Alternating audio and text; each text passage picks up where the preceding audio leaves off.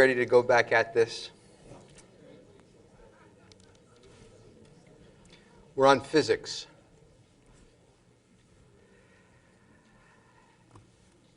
You know, this lecture is the science of reincarnation. There are a lot of anecdotal stories about people who have past life regression or want to contact a relative or thoughts of having lived before. But it stops at just being anecdotal. There is no proof. This is about actually proving that we reincarnate. It's a totally different approach because the warmth of belief falls away in the coldness of clarity and fact.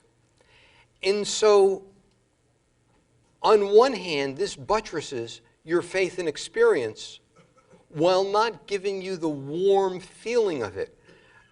The next section is physics and math.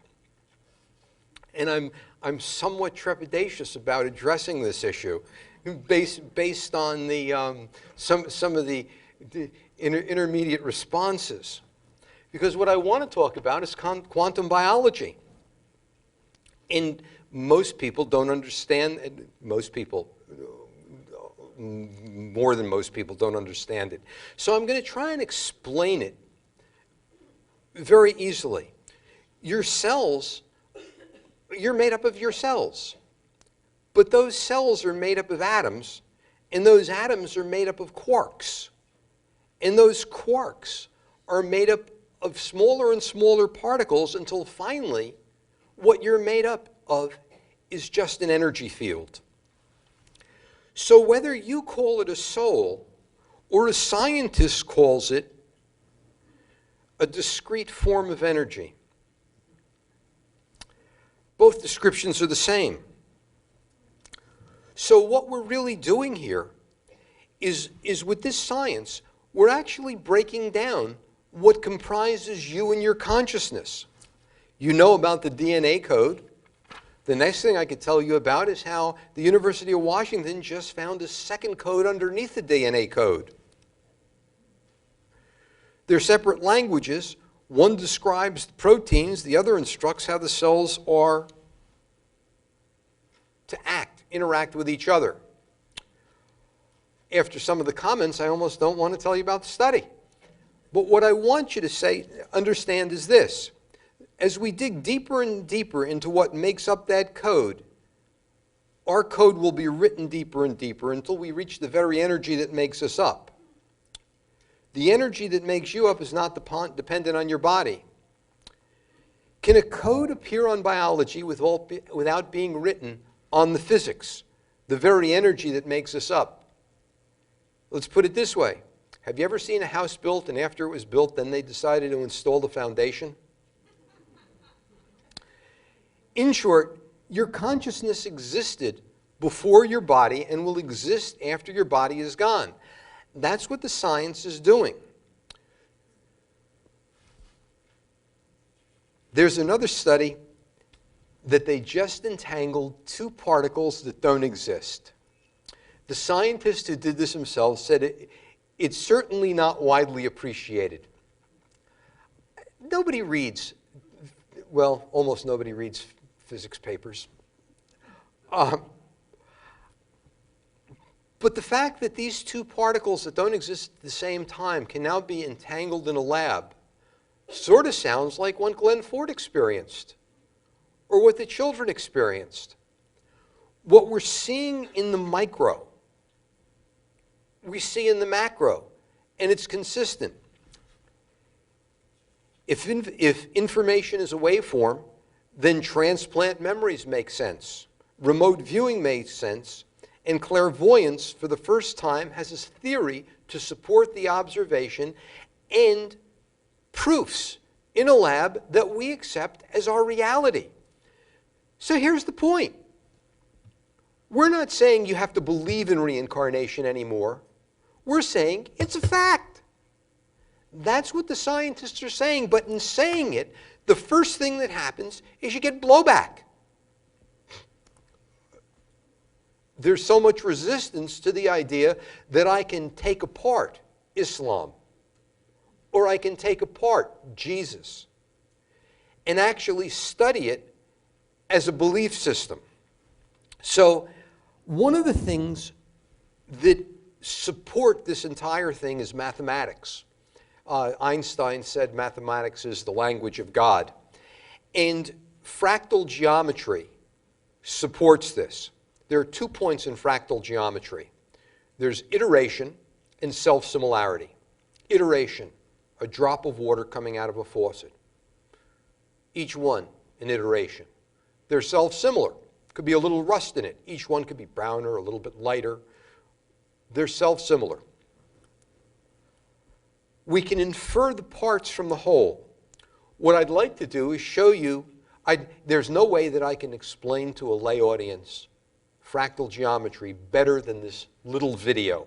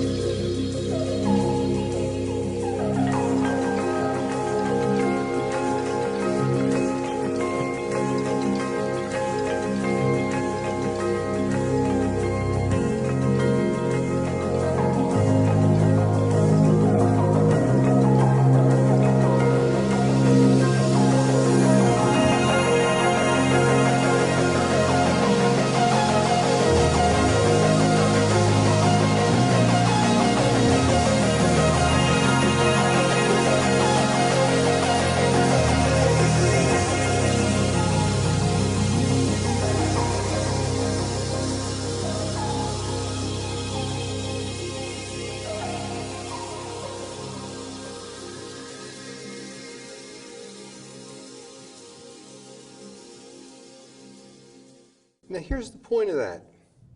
If you compare the branching fractal patterns with the composite observations that we have from the anecdotal information, we see fractal patterns in the children who claim prior experiences. What this is telling us is that we are not who we are. We're not our particulate consciousness, but we're much larger than that.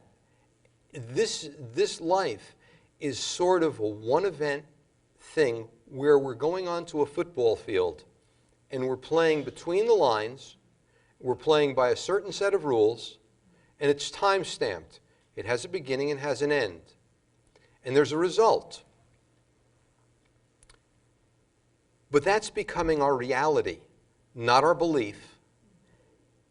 And part of this science needs to examine our resistance to it and the things that prevent us from seeing that. Things like blasphemy.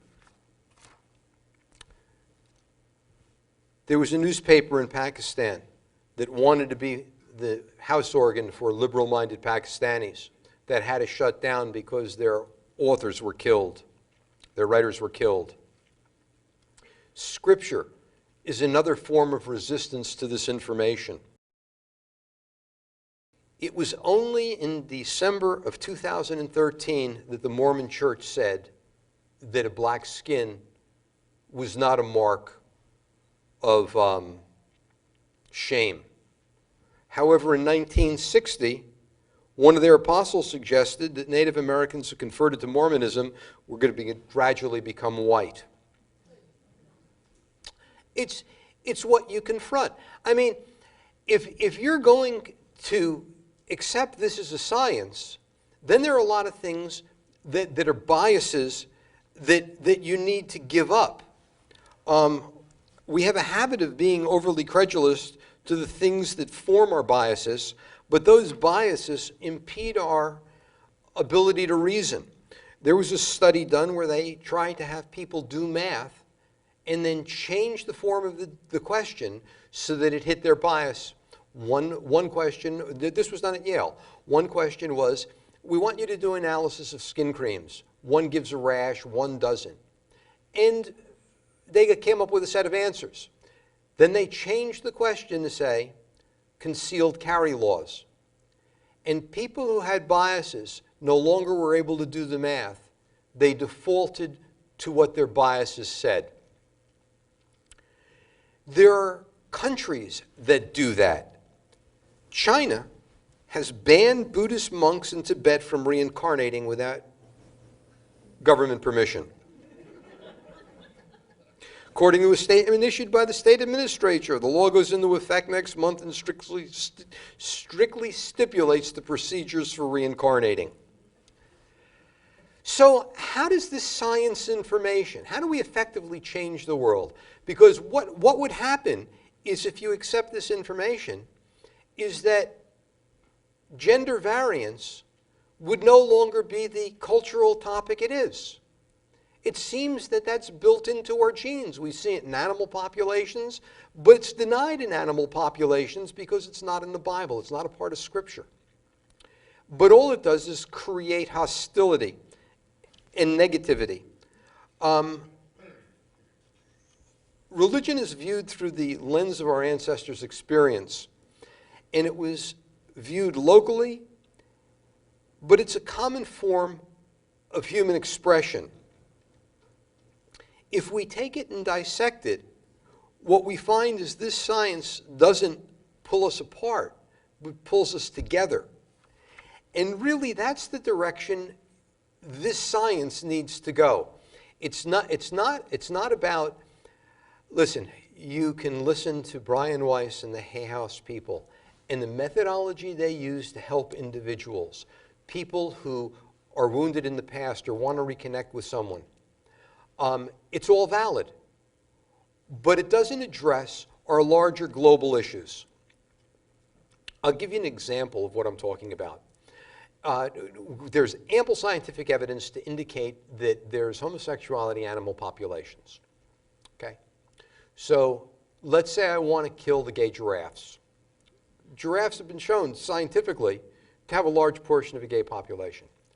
In order to take that out, I'd have to kill all the giraffes. Refer to an interview I saw with Dick Cheney. Dick Cheney was being interviewed by Wolf Blitzer, and Wolf wanted to discuss Cheney's gay daughter. And Cheney's response was, Wolf, don't go there, you're out of line. And so they didn't go there. Now, the reason I use Cheney as an example is because he is so conservative, religiously right-wing.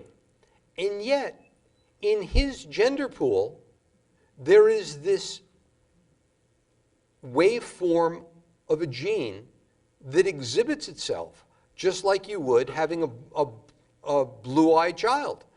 Brown eyes are dominant, so brown is brown-eyed. Brown-blue or blue-brown is brown. Only blue-blue is blue-eyed. Now, if you teach this as a form of acceptance, as a form of scientific fact, and you teach it here, you're going to end up teaching it in Russia, because science propagates within a science community. And if you do that, you will actually be inserting into the education community in Russia something that undermines Putin's political ideology. This makes us the same. It's consistent with biology, physics. If there's a group that you see here, that group will be in the afterlife. It's a Galileo kind of moment. When Galileo said that the Earth was not the center of the universe, the way culture responded to him was to put him under house arrest. This is a Galileo moment right now, because what's happening is that it's no longer a belief system, it's becoming a science fact. And that's a game changer. And it's a very difficult thing to express to a lay audience the depth that this science is coming to a point at. Even the scientists. Here I'm at the University of Virginia, and I want to talk about the science of reincarnation. Virginia is a strongly conservative Christian state. You can go down to South Carolina and Louisiana. You can't make that acceptance of this scientific fact, and you see this in the studies of reasoning when this is given to people. So what this is really about, this science lecture here today, is scientifically validating each one of your religious beliefs.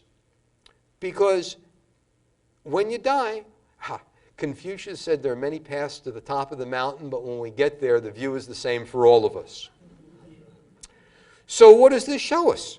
That this science doesn't disrespect any religion. In fact, it offers scientific proof for these belief systems. We've proven the efficacy of prayer. We've taken it into the lab and dissected it. It treats us equally, just like every science does. Gender variance is written into the very codes that make us up, just like different colors of our skin. Science is not God. It explains God's world to people who believe, and it explains the world to people who don't believe. But all science becomes political.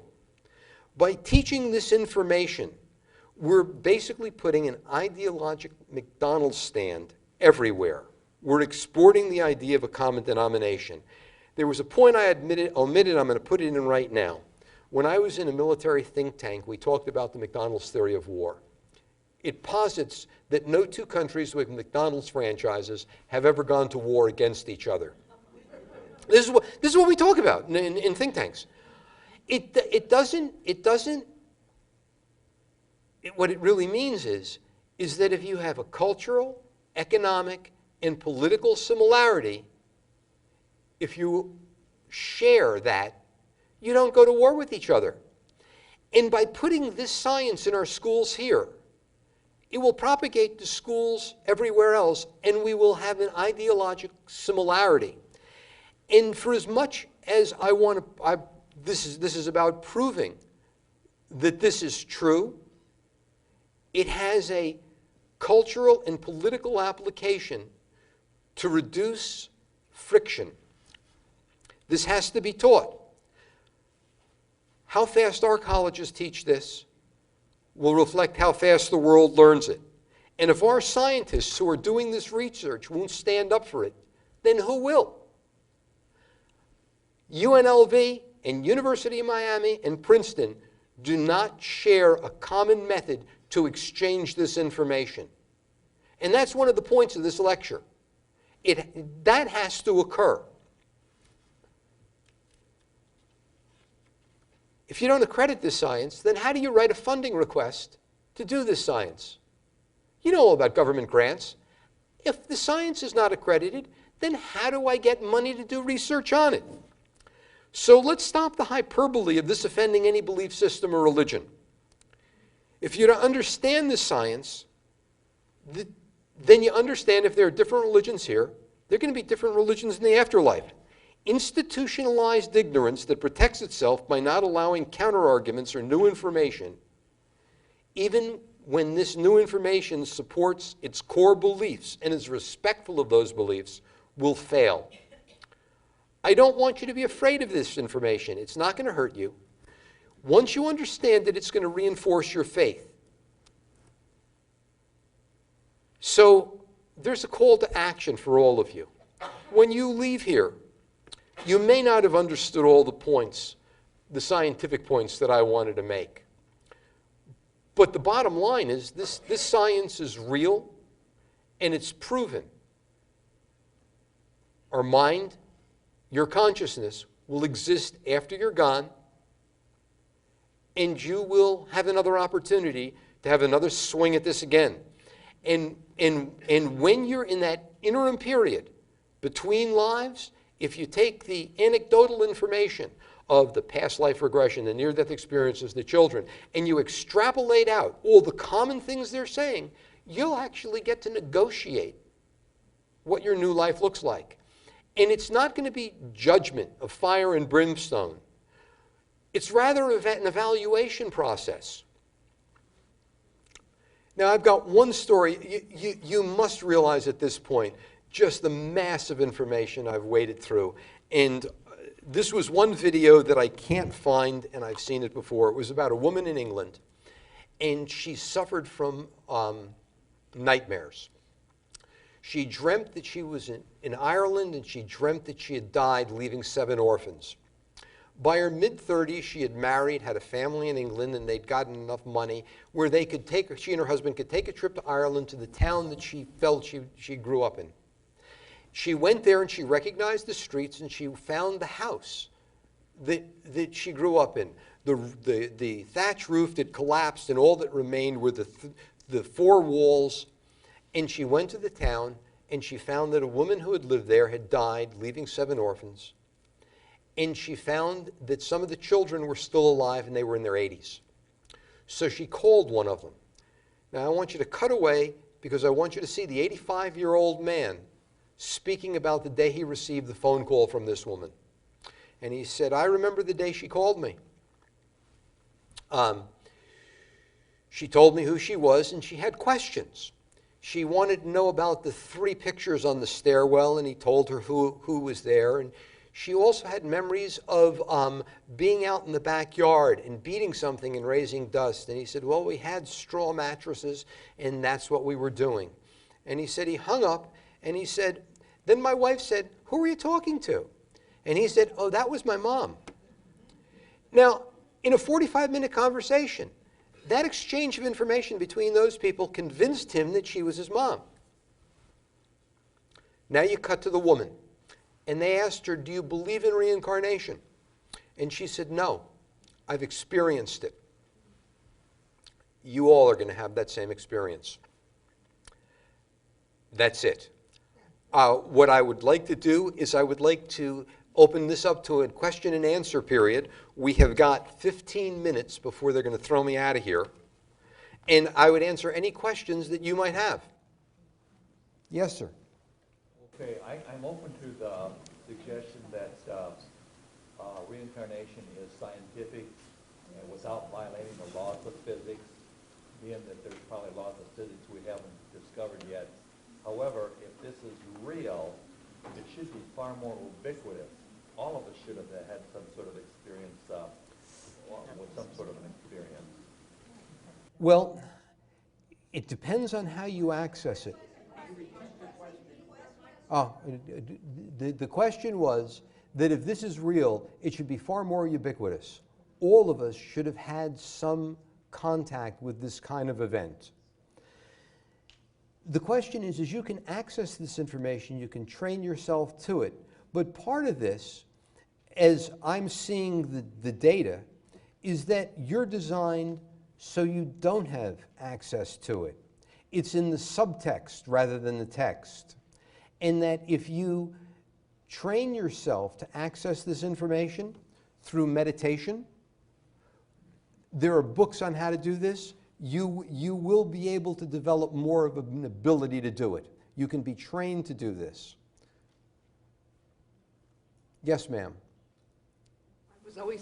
I was always fascinated by Albert Einstein, who of course left his brain to science.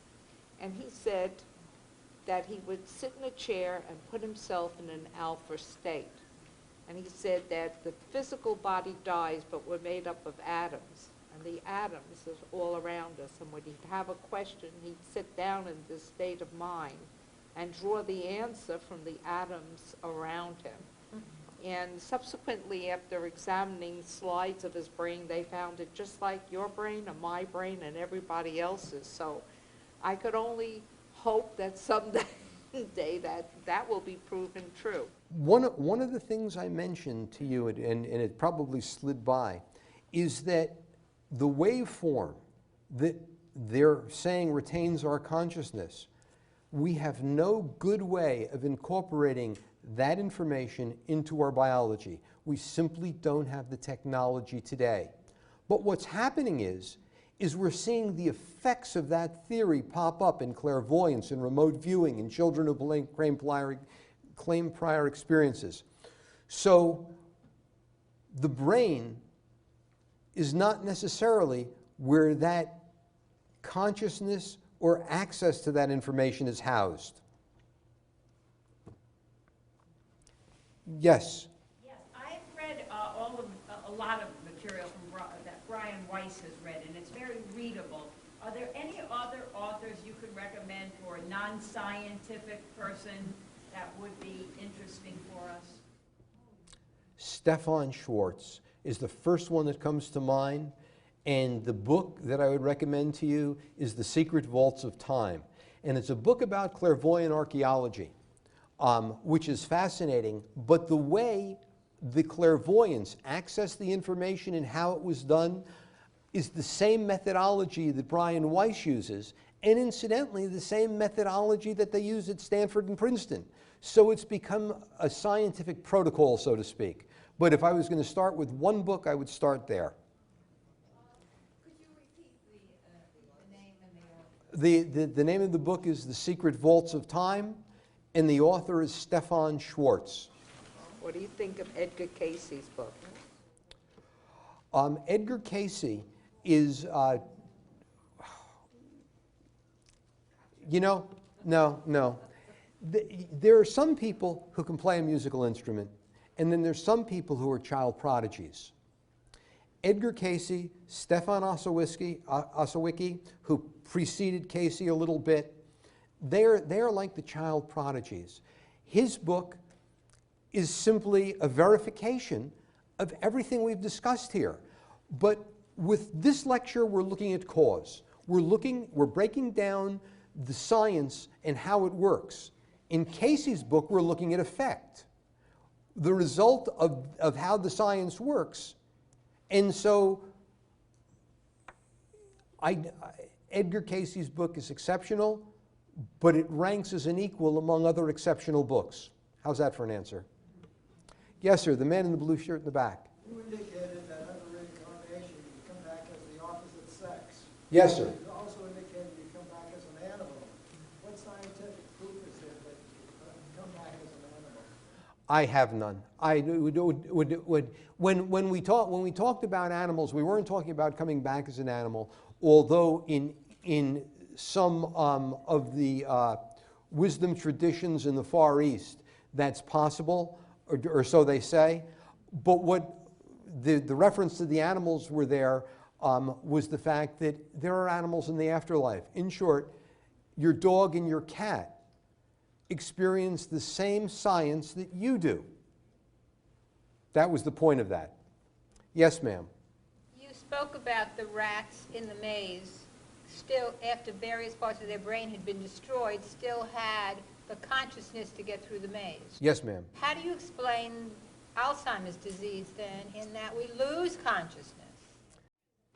The question was, if you don't lose consciousness, or you don't lose memory when the rats are going through the maze and having their brains burned out in various segments, then how do you explain Alzheimer's disease? And the answer was, there is no answer. Our current science can't explain that. Although the other night I heard that Alzheimer's is a far more virulent disease. 2 years ago they said there were 86,000 people a year died from Alzheimer's, and this new report said over 500,000 do. What this lady right here. Okay. Can you hear me? Yes, I can. According to your theory on what you're teaching with energy, it's about energy. With the Alzheimer question, my thought is, and it's just a thought, that in our conscious world, we get Alzheimer, which is a medical problem. But if we go to the subconscious, which is energy, carrying information, wouldn't that be the reason why the mice found their way through? It may be that the physicality is impairing the transmission of that consciousness because it's deteriorating.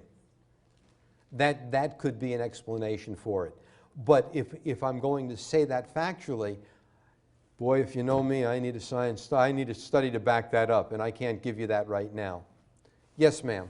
Have you heard of the new Russian scientist who's used a Carillion camera to photograph what happens to the soul when a person dies? I've seen some studies. I don't think I've seen that one specifically. There have been studies to try and photograph auras, but your answer is no. I can't incorporate that into this database today for you.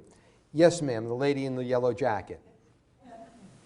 As a response to the woman who asked about Alzheimer's, I have a theory, and who am I, but it's just a theory, that somewhere I've seen two people go. And what happens to many Alzheimer's victims, that's what they are, I have a feeling that inside they know what's physically is happening because they don't want to eat. That was my sister-in-law, and I think I knew that's what was happening, and she did not want to stay here anymore in that condition, and she just refused to eat. And God forbid if it happens to me, and somebody say if they'll feed me through a tube, don't. You know, I just like to tell you a personal experience. I have a good friend, Carl Arriaga, and his mother was passing away, and she became comatose. She was in a coma, and she never liked his wife. And he would talk to her. He would go to the hospital, and he would visit her. She was in a coma, but he worked for Merck, so he knew you could talk to coma patients. And he would tell. And he said, "Mom," he says, "I want you to know, Deborah and I are breaking up." And she woke up, and she said to him, "This is true." She said to him, "You know, I was talking to your aunt." Well, his aunt had been dead for 5 years. And she said, "I can't die now. I've got to go help Carl." And she lived another year. When she passed away, ultimately Carl and Deborah got back together. But there's so many stories that just blow you away with this. And then you want to know more. And so you read and you read and you read and you read and you read and you get into the science of it. And then you stand in front of a group of people and you can't communicate the depth and breadth of what's making this real. And the scientists themselves are backing away from it saying, "I don't know," you know, and if you bring it up If you're at the University of Virginia and you've done a study for 40 years and you want to put the science of reincarnation, because they were calling it studying children who claim prior lives. Nondescript enough. It wasn't funded by the University of Virginia. Guy at IBM died and left the University of Virginia $1 million, so they had an endowment. But the minute they called it the science of reincarnation, ka-ching! Oh, no, that's no good. And that has to change. And that's the point of what I'm doing here today. That has to change. It has to change with the scientists. It has to change how we address it. It has to become a military initiative. It has to go to places like Islamabad, Abbottabad, and Tehran. Do you know that the Ayatollah Khomeini had a transgender individual come to him while he was running Iran and wanted to have a sex change operation? And the Ayatollah Khomeini not only allowed it, the state paid for it and issued a fatwa that if you're transgender, you can have a sex change operation, we'll pay for it, but once you have the sex change operation, then you have to adhere to the moral and religious doctrines of Sharia according to your new gender. That's sort of enlightened for that guy. Yes, sir, the man all the way in the back. Is there any university right now that's doing studies about this that you know of? You mean aside from UVA and... There is nobody anywhere that's coalescing this body of information. You would think there would be a university somewhere that would say, you know what, we've got all these studies going on at these 5 or 6 universities, we're going to teach this as one course, and we're going to data mine. We're going to take our math department and we're going to look for similarities and do odds against chance against the entire aggregate database, and they are not doing it. And they're not doing it because you couldn't do this at the University of Louisiana. Okay? Sir, in the yellow shirt. I've learned how to regress myself, like I do meditation, but how could I go about improving my ability to speak to specific people? I mean, if I wanted to talk to my dad or my mom or my uncle, like how do I do that? I'm going to refer you to a book that Michael Talbot wrote. In the late 80s, he wrote a manual on how to do this. I mean, I can't pull out the name of that book right now. The guy's name is Michael Talbot, and as far as I'm concerned, he is without peer in some of the stuff. But his book will help you directly with that. And referring back to this gentleman, that same book, Talbot, T-A-L-B-O-T, Michael, okay? Yes, sir, the man in the blue jacket, or blue shirt. Is our government doing very much in the area of remote viewing? The government, you know, I can't answer that question, and I'll tell you why I can't answer that question. Because the government shut down the remote viewing protocol at Stanford. That's what they say to me. But then the government told me that they're not listening to my phone conversations. And the tobacco companies told me that smoking tobacco doesn't really hurt you. Part of this is that I'm being lied to. I'm being lied to so often it doesn't even bother me anymore. Are they doing it? Yeah. I'd be surprised if they weren't. And frankly, if they aren't doing it, I'd be disappointed. So your answer is, they're telling me no, I'm hearing yes. Yes, ma'am, the blonde lady. Just a thought on this, your thought. We're talking about reincarnation. So it's an energy or a spirit or whatever you want to call it. At what point does it enter the body? Do you, in your opinion? It's a really interesting question.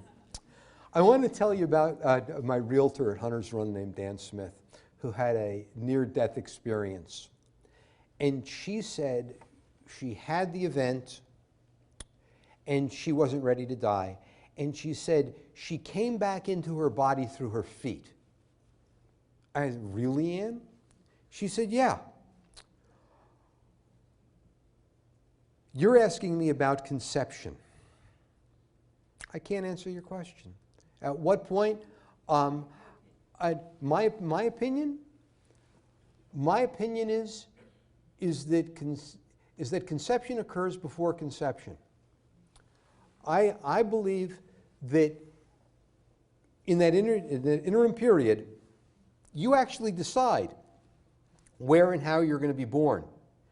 To me, the point of conception occurs before fertilization, okay? At fertilization, at some point in there, you know, when the heart starts to beat, let's call it that. It occurs when the sperm hits the egg. But actually, for me, it occurs before that. Because that decision is made to incarnate prior to that occurring. It doesn't occur and it's beating, and then we're going to decide that consciousness goes there. Consciousness decides to go there before conception. We didn't get into time. Oh boy, if you guys were tired of my science that I gave you, when we start to dissect how time enters into this equation, you'd be cross-eyed. Oh, somebody, yes, sir. Is this material that you presented available so that I can present it to others? Well, you could buy my first book, The Science of Reincarnation, which I'm told is both good. I'm told it's either really, really good or it was absolutely horrible. You don't seem to have a middle ground, and really what occurs is how well you can absorb, how much the science grabs you. There was somebody over here. Are there places you can go if you have the feeling that you have been reincarnated, that you can be tested?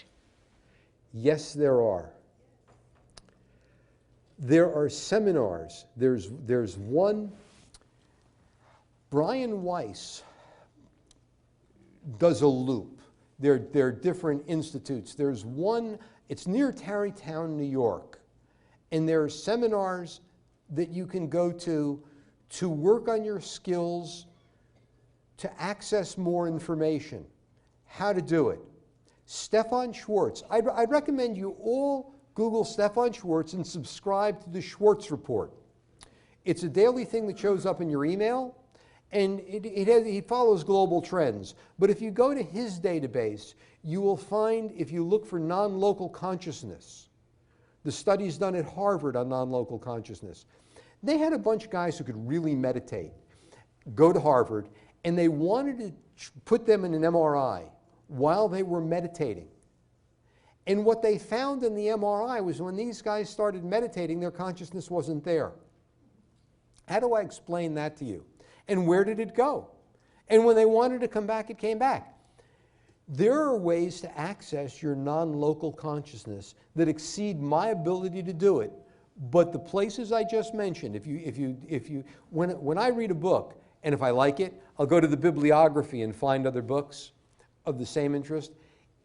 Go to Brian Weiss, look at that institute, or I'll give you my business card, and you can email me your email, and I'll find it for you and email it to you. And by the way, any of you can do it. I'm easy to find. Email is goodproducts@aol.com. Yes, ma'am. There's an author that I believe he still lives in Hollywood.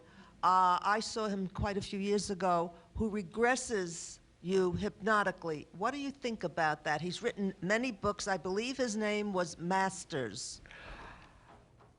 What I think about that is that that is a standard protocol for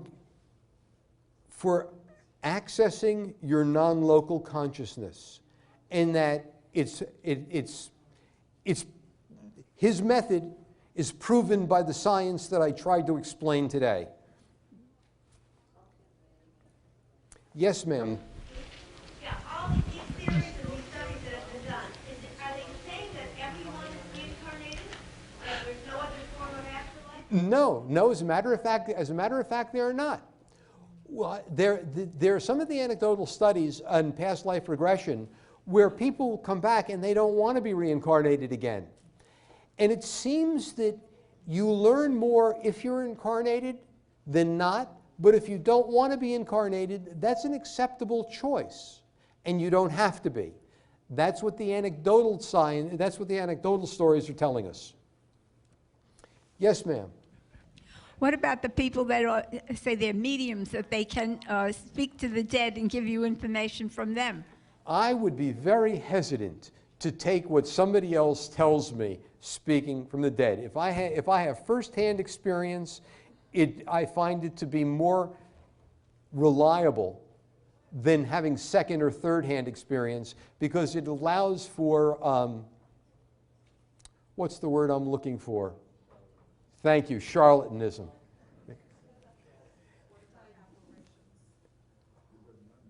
What about, yes, the lady right here, and I'm going to get to apparitions in a second. At one point in time, our population was a lot smaller than it is now. What happened to increase the number of souls, or? Delightful question. One of the anecdotal experiences that I read is that other planets are being colonized. Well, wait a minute. With non-local consciousness, it's a diffuse wave state. One of the scientists suggested that if we're doing remote viewing, we should develop a clairvoyant space corps. If we're going to look for life in outer space, why don't we do it with clairvoyance? Do you know the Canadian defense minister said there are aliens here and some of them went to Las Vegas dressed as nuns? No, please. And now this is the Canadian defense minister.